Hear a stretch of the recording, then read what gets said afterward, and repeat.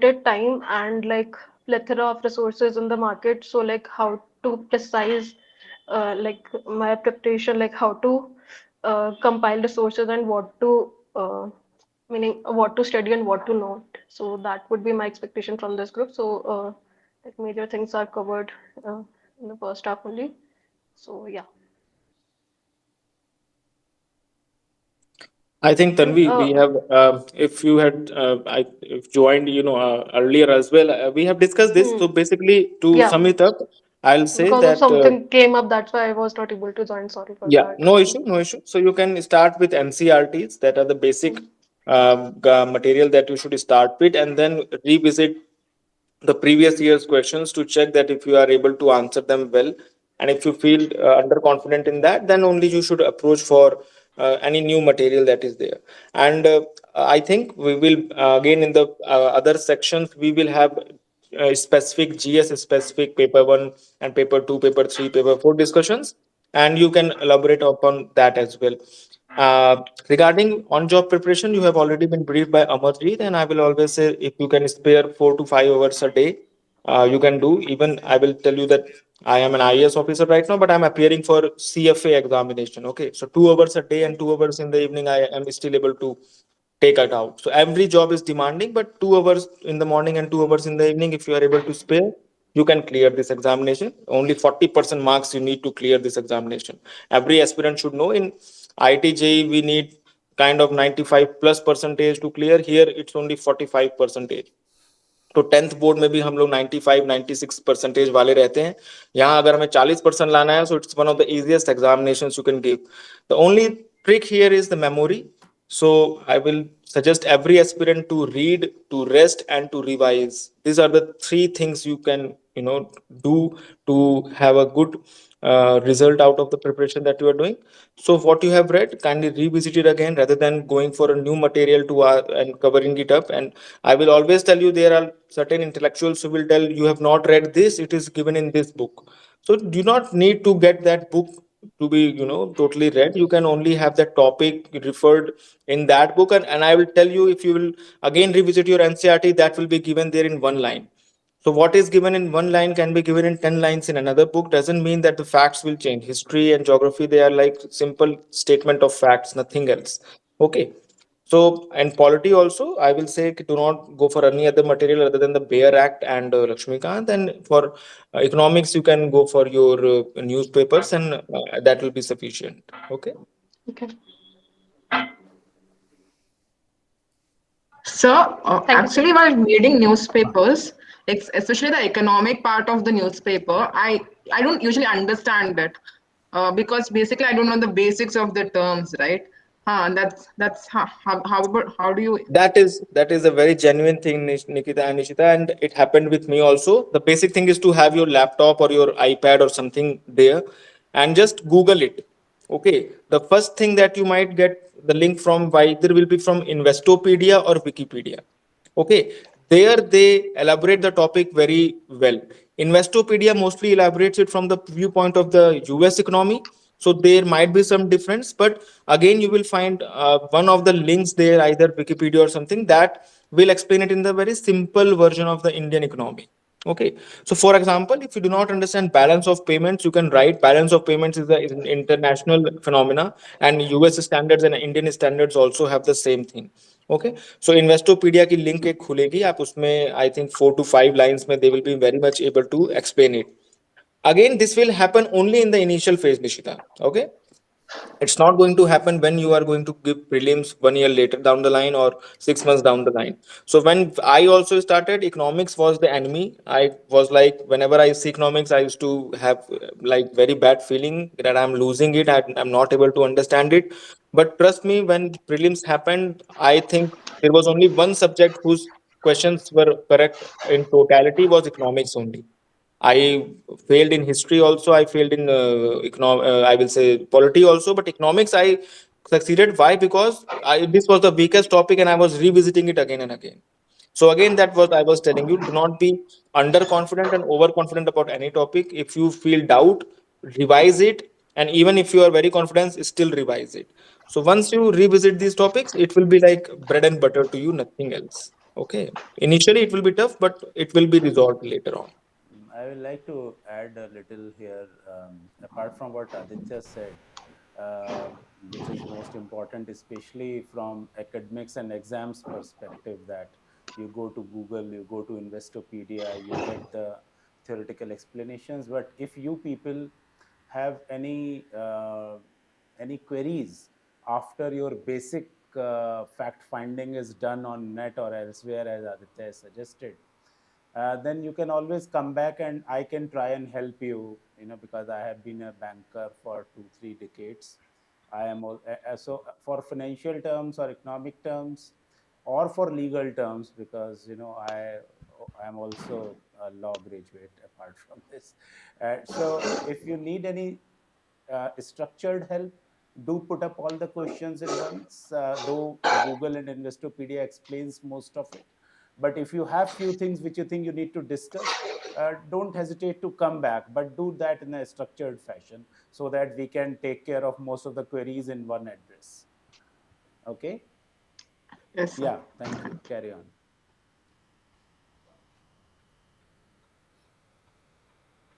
So, is that all? Or Amarjit, you were asking some Yeah. question from Ayush, right? Yes, actually, no, no, no. My question for with Aditya sir, actually, what happens after like giving this will be my third mains. So after two mains, I have realized that I do a lot of grammatical mistakes and spelling error in my writing, and this is not this is my problem since the beginning, since the school days, and I haven't taken care of these things, and now I find it very difficult to work in those area. Even if I want to, I mean, it's not like I'm not doing that. I want to, but so any, I mean, any tips or tricks regarding that, the grammatical mistakes and spelling error, these two, because of these two, I think I'm not been able to clear the mains. So Look, Amarjit, it's very basic problem because after 9th and 10th class, the only language we read is algebra. We use ABCD only when A equal to B equal to C, nothing else. Otherwise, we are either writing in numbers, and when we are writing in language, it's not actually the basic language that should be written.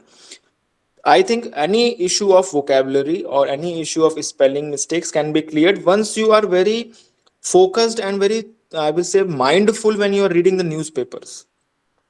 So when like Ayush, when I was preparing in the final year, I used to have a diary of heavy words that I have found, and I used to note it down, and then in the evening I used to do the dictionary wala thing, because somebody told that you need a high vocabulary for writing UPSC answers as per the previous year's pattern, and it was required also, because if you have to write 600 words, like in essay you will find the usefulness of it, because if you have to elaborate upon 1,000 words on a single topic, you cannot afford to be bad on words and vocabulary and spelling mistakes particularly. So basically, I will say, once you are thorough in reading the editorials of the newspapers, they are basically meant to upgrade and your answer writing skill set, and upgrade your vocabulary, the kind of stock that you have in mind. Because as of now, if you are coming out of freshly from IIT particularly, not from an arts background college, your vocabulary and your I will say language skills will be zero. It will develop eventually over the period of time when you are reading a lot. So spelling mistakes is basically, I will say, lack of focus on the memory part of, don't use the words about which you are not very sure of. Okay. And secondly, about your grammatical mistakes, again, when you are reading newspapers, have this thing. There are many books also about English, but I think an IITian reading English at this stage is below their mental level. Don't go for that. I have seen people who are reading this, I don't know this name, अजीब सा नाम है उसकी book English के लिए पढ़ते हैं. But trust me, the biggest advantage to you and everybody else is that we are IITians appearing for this examination. So out of 10 lakh people who are appearing, only 10% people who are from IITians are our competition, nothing else. And if they can defeat you at this skill set of language and spelling mistake, work on it, read good. The more you read, the better your vocabulary and better this thing will get. And it is important, why? Because you are being selected for a job in which writing, like in bureaucracy, if something is not written, it doesn't exist. So you cannot afford to write, like if I'm generating an order which is applicable to the entire state, I cannot afford to have a bad spelling mistake because it will reflect bad upon the entire administration. So this is the basic philosophy. And trust me, this is the only way, your answer is the only way you are trying to impress the person in front to select you. You are not showing your face in interview, at least your personality is there and you are present in there and you can affect them, but that answer is actually reflecting who you are. So I have also read a few of your answers, Amarjit, and I pointed out that there are a few spelling mistakes, and you are very honest about your mistakes, and that is a very good thing. So please keep reading, and it will eventually, in the time, it will fade away. I will Okay. just slightly amplify whatever Aditya has said. First thing, you have to keep on practicing. Then don't write compound sentence. Make small sentences. Don't use complicated word. If you are not sure about the spelling, don't use big words. Make a small word. Make simple sentence. Not more than 10 words. Because sometimes people make compound sentence, they forget the proper punctuation marks, it conveys different meaning. Because when you write a long sentence, punctuation marks becomes very important. Therefore, that comma, full stop, semicolon. Therefore, I'll suggest you make small sentences to start with. Don't use big word. And as you said, either Google it or keep a dictionary. Try to understand whenever sometime a big word come, we just skip it because we don't know the meaning. We try to work out the meaning from the overall thing. Don't do that. Right now, if you are having a sentence, go to the dictionary, try to see the word. Sometimes a same word connotes different meaning. In what context that word has been used in a sentence, try to understand that. The problem with any language will be whether it's Hindi or English, that one word may connote different meaning depending on the overall context. And there is no shortcut. You have to keep on writing and write neatly so that you can't bluff the examiner. He will not presume the right thing. He will always, if in case of doubt, most of the examiner will presume that you are written wrong. Benefit of doubt will not be given to you. Let us be very clear in this kind of competing exam, we don't have to pass the people. We have to find out the best. So benefit of doubt will not be given to you if you don't write neatly. First thing, write neatly, then write small sentences. Aditya, on this problem, what Amarjit pointed out about the grammar or vocabulary or expression, are these tools like Chat GPT or other tools? Do they come out helpful? Sir, I will say basically Chat GPT is helpful in every way, sir. It is I think, a different kind of search engine that is there and gives you the best answer for everything. But sir, we cannot use it. We cannot be dependent on it when we are writing answer there for the 6 hours, sir. Every tool that we are dependent upon should help us cultivate everything in our head, sir, because in those 6 hours, sir, I will tell you the experience of answer writing at that time, sir. We come to know our weaknesses in those 3 hours and we are not having anything uh, to help us at that point. So I think rather than being dependent on any tool, sir, we must try to diminish that weakness, and we can use n number of tools for that, sir. We should definitely use Chat GPT if it is helping us, but we should make sure that after certain point we are not dependent on Chat GPT, and the skill set from that help and that tool has now been inculcated into our intellectual system, I will say cognitive system, sir. Absolutely. No, What you are Aditya right. has said, I will elaborate. Actually, what happens over a period of time, somehow we forgot to write.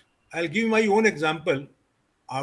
Once you join a government job, most of the time you have to make a very small order, half page order. You don't write much on your own hand. Either you dictate, somebody type it out.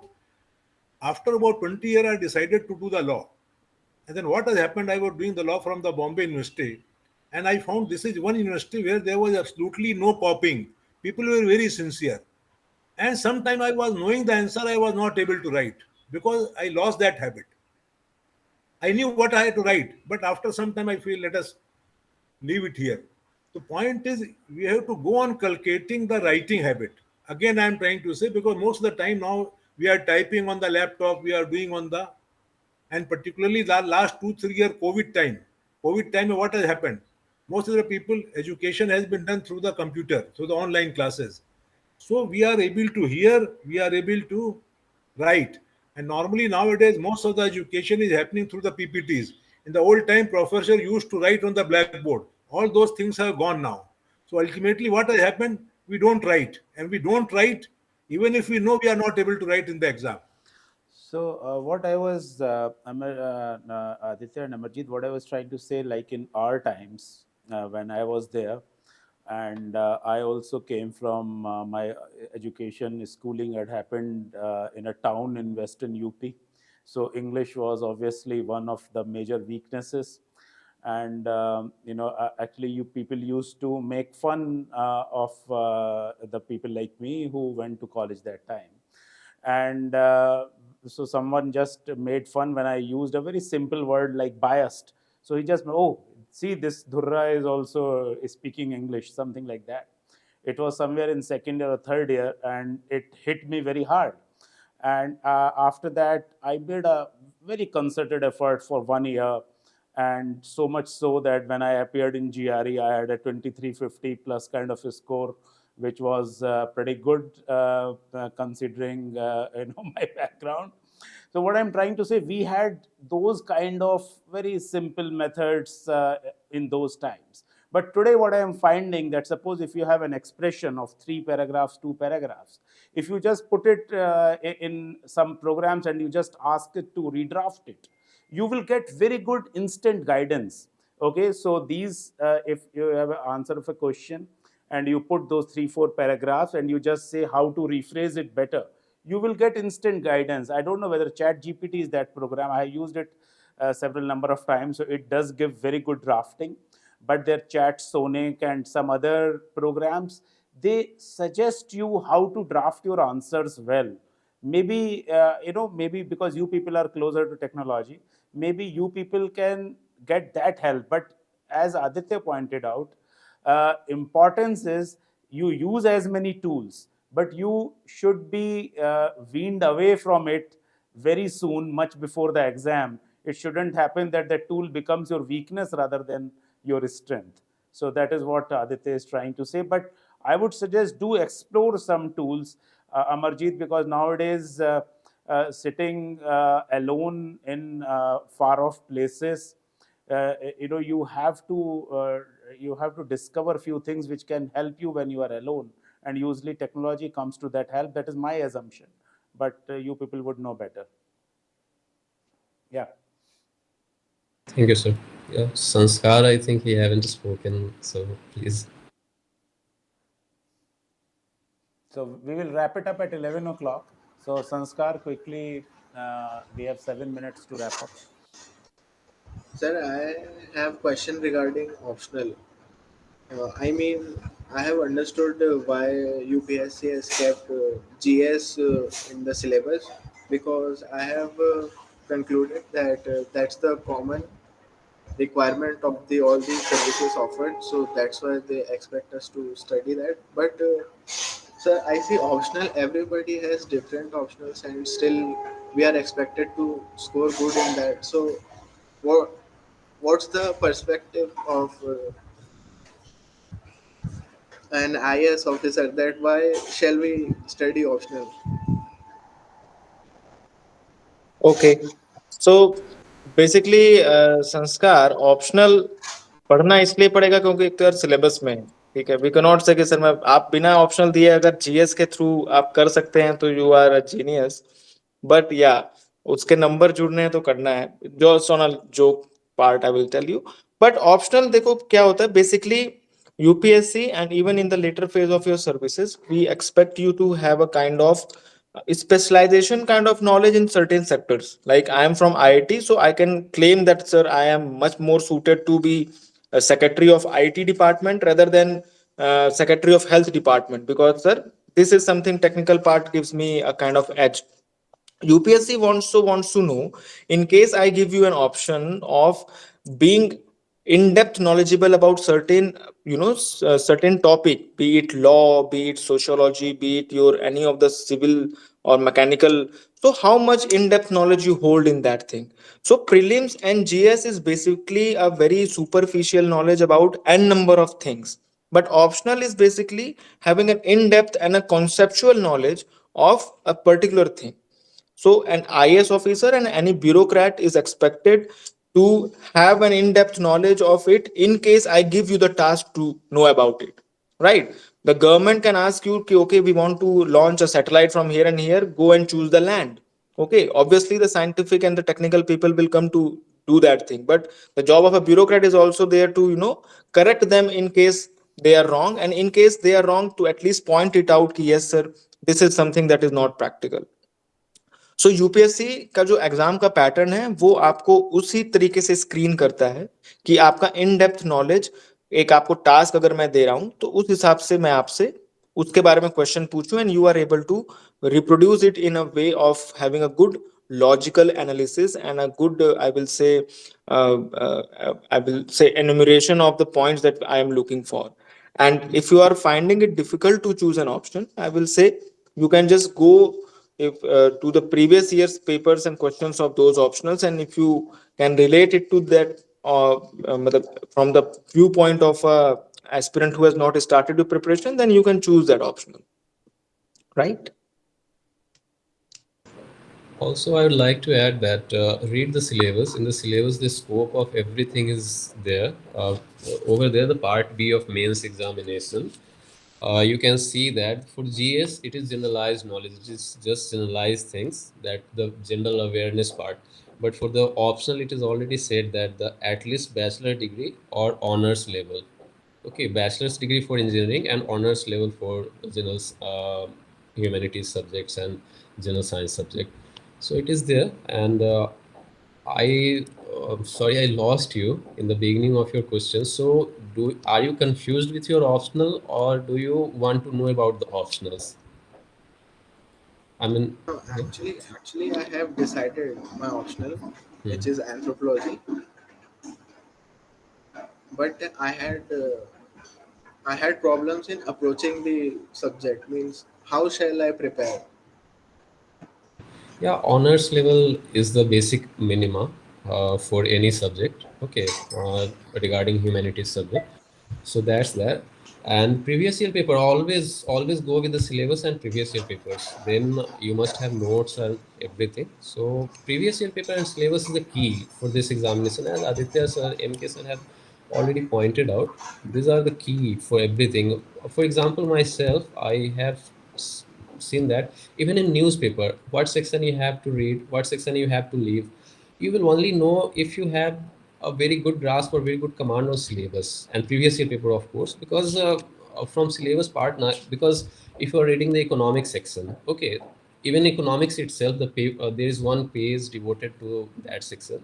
So if you don't know what you have to read, you will read the entire thing, and that's not the scope. So read the syllabus, know the syllabus, and then you will find out that okay, this topic, you will read the headline only, and you will find out that this is whether it is important or not.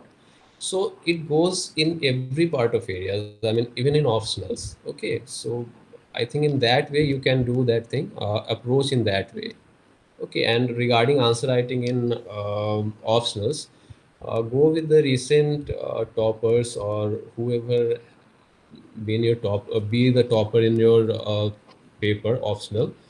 What you can do, read their answer script. You will get the what you will get the idea how to write the answers in recent days, how they are doing these things. That Aditya sir, he has pointed out some mistakes in my answer writing, and first thing I did is when he said that the answer you have written, it's like old in in old format. It's not the intro, body, and then conclusion part. This is the old format. Just try to find out the new format. So first thing I did, I went to the sites where answer scripts are there. Okay, and I downloaded it. I read what are the current trend. So these things, these kind of things, you have to do it on your own. Everything, every topic that we have discussed over here, I think these are just the crux. So some parts, I mean, especially in the optional part, you have to do your own research. Okay, so hope this will help. Okay, guys. Thank you so much.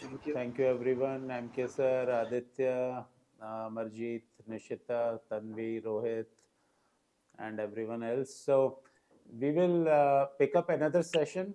Maybe we will summarize our I think learning. everybody has asked, sir. So we can call it a day. Yeah. So thank you, everyone. We will summarize our learnings from this, and maybe we will make next session more meaningful. So thanks, guys. Thank you, MK sir, Aditya, Amarjeet, Nishita, Tanvi, Sanskar, Rohit, everyone else. Okay, then. Bye bye. We will touch Thank you, base sir. next time. Bye. Thank you. Thank you, Thank sir. you. Thank you, sir. Thank